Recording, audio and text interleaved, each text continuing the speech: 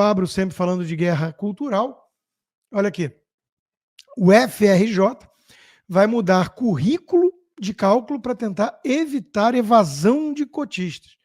É o famoso jeitinho, atalho, para remendar um problema que foi criado pela própria cota. E a gente já falou, inclusive ontem eu falei bastante, da questão do tribunal racial que está sendo instaurado no país por conta desse troço. Olha aqui, a New York, com a capa Freedom of Sex, the moral case for letting trans kids change their bodies. O caso moral para permitir que crianças trans alterem seus corpos. É nessa toada que estamos. No Esquerda Caviar, eu falei que a esquerda já estava banalizando a questão da sexualização precoce e que em pouco tempo pedofilia ia ser algo aceitável para a esquerda. Fui chamado por alguns de paranoico, de chapéu de alumínio, mas é o que está acontecendo. Comentando isso, a Melissa Chen disse, você vê onde está indo a questão moral, né? Saímos de o caso moral para você fazer uma transição do seu corpo em qualquer idade para o caso moral para ter sexo com alguém de qualquer idade. Isso está vindo, ela alerta. E, de fato, não é uma questão de profecia, não. É só acompanhar de perto o que a própria esquerda mais louca vem falando. E o problema da esquerda hoje é que essa franja ultra radical, que a imprensa finge que não é radical, porque a imprensa encampou essas ideias, eles dominam o debate, a cultura pop, a mídia e por aí vai.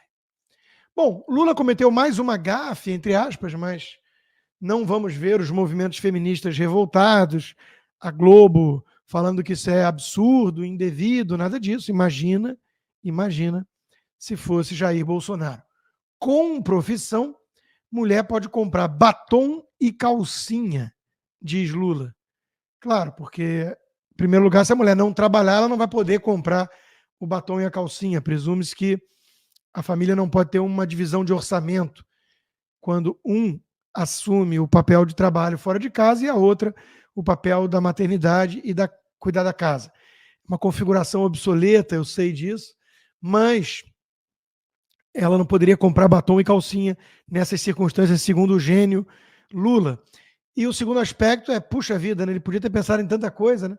A mulher pode comprar um carro, a mulher pode comprar um iPhone, a mulher pode comprar entradas para um teatro, uma viagem cultural, né? Não, ele pensa em batom e calcinha porque ele é um machista, óbvio, mas o movimento feminista vai esconder isso até o último dia da vida infame desse ser abjeto, porque ele tem o salvo-conduto, porque ele é de esquerda.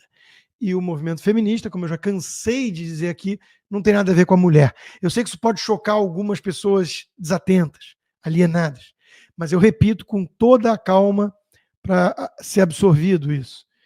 O movimento feminista não tem nada a ver com a mulher. Assim como o movimento racial não tem nada a ver com a raça. E, by the way, o movimento ambientalista não tem nada a ver com o meio ambiente. Bom, os artistas que lularam com 15 bilhões de motivos para isso no Brasil devem olhar para a Argentina e falar chupa, otários, né? Porque na Argentina o governo reduziu todos os contratos da Ancine Argentina, suspendeu pagamentos por horas extras, cancelou o apoio a festivais e por aí vai. Ou seja, é o Milei fazendo aquilo que o Bolsonaro devia ter feito de forma mais enfática. Bolsonaro tinha que ter focado, priorizado em desaparelhar a máquina pública dos cupins petistas. Ele fez um pouco disso, devia ter feito muito mais, na minha opinião.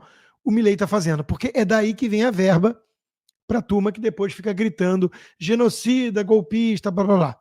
Tem que estrangular na parte financeira. É, por exemplo, o que o sistema ditatorial do Brasil hoje, o consórcio PT-STF, vem tentando fazer com a gente, sendo que eu nunca tive dinheiro público.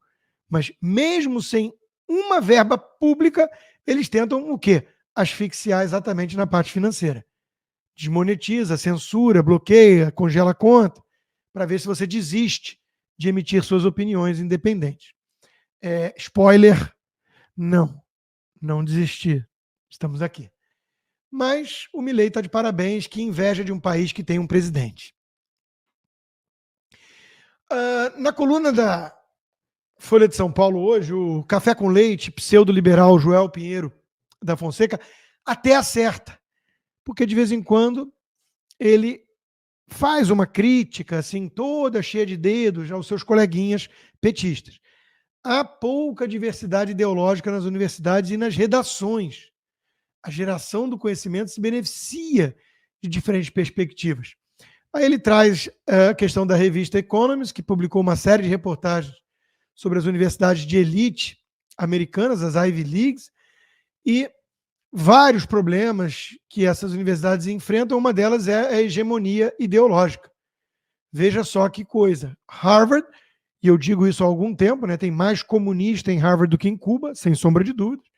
Em Harvard, por exemplo, apenas 3% dos professores se denominam conservadores, enquanto 75%, 3 em cada 4, se classificam liberals, ou seja, comuna, desde progressista fabiano até hardcore pró-Hamas. Harvard é um caso extremo, mas está assim em tudo que é lugar. Então, parabéns, Joel, pela coragem de mexer nesse vespeiro com seus coleguinhas. Mas a gente sabe que você, durante a pandemia, por exemplo, contribuiu muito para essa visão hegemônica da esquerda, se calando, inclusive, diante de censura, perseguição aos conservadores. Então, você é apenas um hipócrita que está querendo agora ensaiar aquela questão da direita permitida e se colocar como um deles. Né? É a mesma coisa que está fazendo a turma dos Antas, é a mesma coisa que fazem os oportunistas do MBL. Todos vocês querem agora sair da toca e falar: olha, é preciso ter pluralidade, tem que ter direita no debate também. Eu, que não é direita, é um tucaninho. Mas, enfim, é a estratégia. Essa situação é preocupante, né? Está ruim nos Estados Unidos, está muito pior no Brasil, que aqui ainda tem rádio, até um canal de TV, liberdade de expressão com base na primeira emenda. Então, aqui ainda temos reação. No Brasil, a coisa está bem mais complicada.